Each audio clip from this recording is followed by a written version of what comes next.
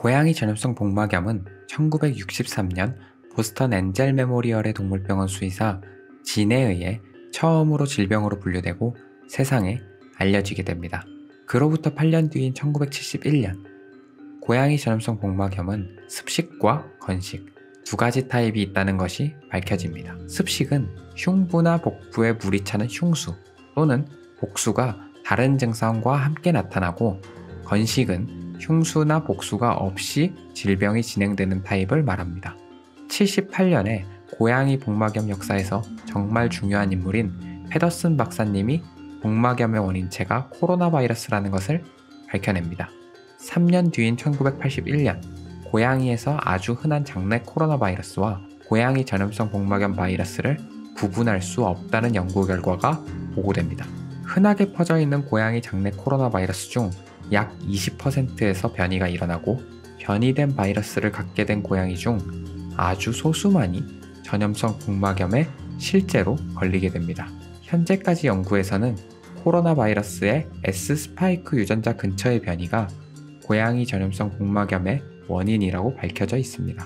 이 변이된 부위는 원래 고양이 장 코로나 바이러스의 타겟인 장 상피세포의 침입에 중요한 역할을 합니다. 이 부위가 변이된 바이러스는 장 상피세포 대신 대식세포에 침입하게 됩니다.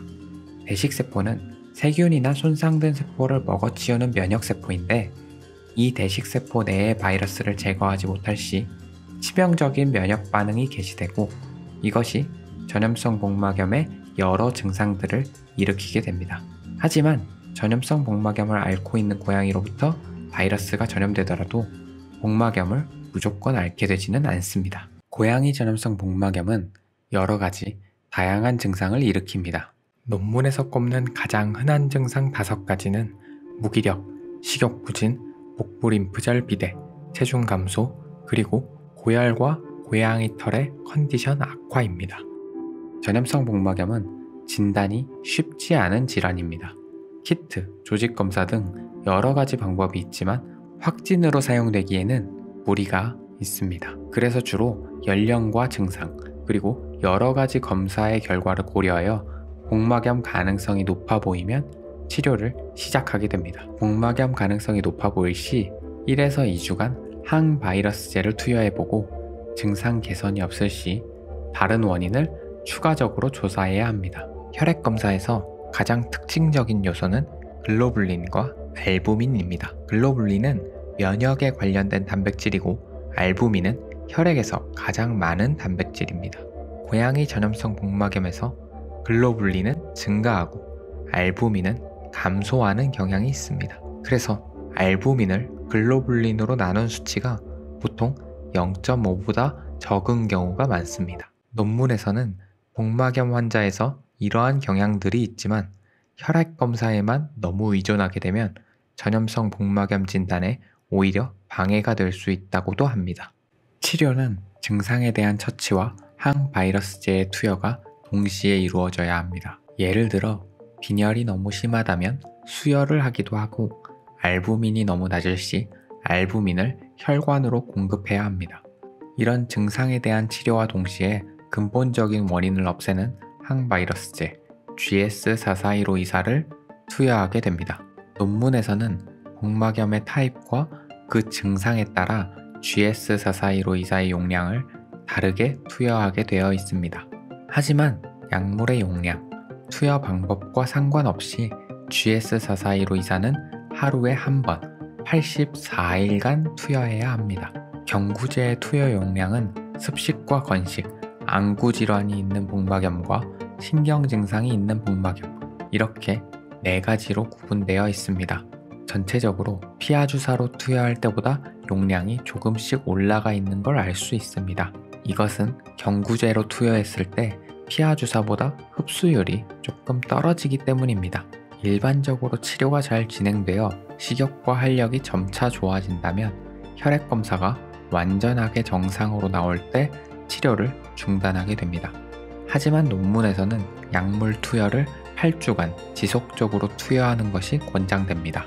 8주간 치료를 했을 때의 성공률을 보면 안구질환, 신경질환이 없는 습식과 건식 복막염의 완치율은 91% 이상으로 동일합니다.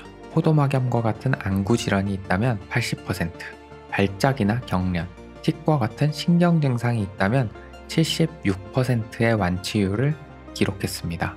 완치를 예측할 수 있는 정확한 수단은 현재까지는 없습니다. 따라서 치료가 끝나고 한두 달 안에 식욕이 떨어지고 다시 기운이 없어 보인다면 여러 가지 검사를 해보고 재발이 의심된다면 다시 GS4415 의사를 투여해야 합니다. 전염성 복막염 치료의 가장 중요한 요소는 역시 GS4415 의사입니다. 하지만 2023년 현재 국내에서 이 약물을 합법적인 방법으로 구하는 것은 불가능합니다. 인터넷 검색이나 그 이외의 방법으로 구해야 하죠. 이 약물은 분명 2018년쯤 미국에서 개발이 된 약물인데 왜 이렇게 현재도 구하기 어려울까요? 그 이유를 찾으려면 GS4415 의사의 역사에 대해 알아야 합니다. 2002년 중증 급성 호흡기 증후군, 일명 사스도 코로나 변이로 인한 질환이었습니다. 그래서 사스 이후 항바이러스제에 대한 투자가 활발해지고 개발되기 시작합니다. 약 15년 후에 미국의 길리어드 사이언스라는 바이오 제약 회사에서 항바이러스제인 람데시비르와 GS4415 의사가 개발되었습니다.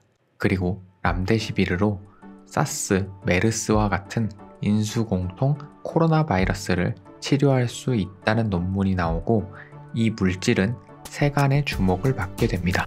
2018년 UC 데이비스의 페더슨 박사님 팀이 길리어드사로부터 람데시비르의 전구 물질인 GS4415 의사를 제공받아 임상시험을 시작하게 됩니다. 1년 뒤 페더슨 박사님 팀은 임상시험 논문을 발표했습니다. 결과는 아주 놀라웠습니다. 지역에서 31마리의 복막염 고양이를 받았고 31마리 중 무려 26마리가 성공적으로 완치되어 생존하는 놀라운 결과를 내게 됩니다. 이전까지 고양이 복막염은 치사율 100%에 가까운 질환이었죠. 하지만 2년 뒤 코비드19가 전 세계적으로 유행하면서 람데시비르의 개발 때문에 GS4415 의사의 허가와 승인이 보류되었습니다. 2019년에 나온 GS4415 의사의 효과 논문 때문에 이 약물을 원하는 보호자들이 정말 많아지기 시작합니다.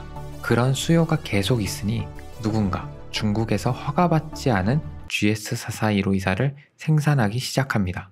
그렇게 시중에 허가받지 않은 약물들이 풀리기 시작했고 효과를 봤다는 증언들이 이어졌죠. 이러한 상황에서 2021년 UC 데이비스의 페더슨 박사님은 허가받지 않은 약물로 12주간 치료한 아이들을 조사합니다. 결과는 놀라웠습니다. 무려 96.7%의 아이들이 치료되어 생존했죠. 88.2%가 치료 시작 일주일 내에 증상이 개선되었으며 완치까지 평균 약에 쓰인 구매 비용은 4,920달러로 한화로 약 640만 원이었습니다. 이 비용은 2021년의 조사이고 2023년 현재는 이것보다 저렴하게 구할 수 있다고 알고 있습니다.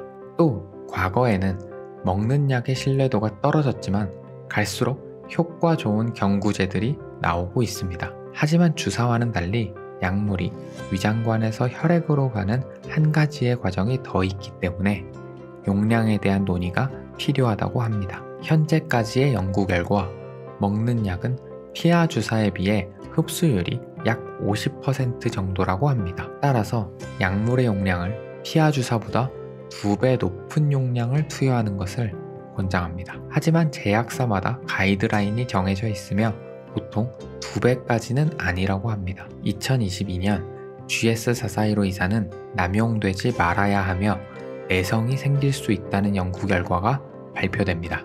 현재 GS4415 의사의 내성이 있을 시 다른 항바이러스제를 사용하는 연구도 진행되고 있습니다.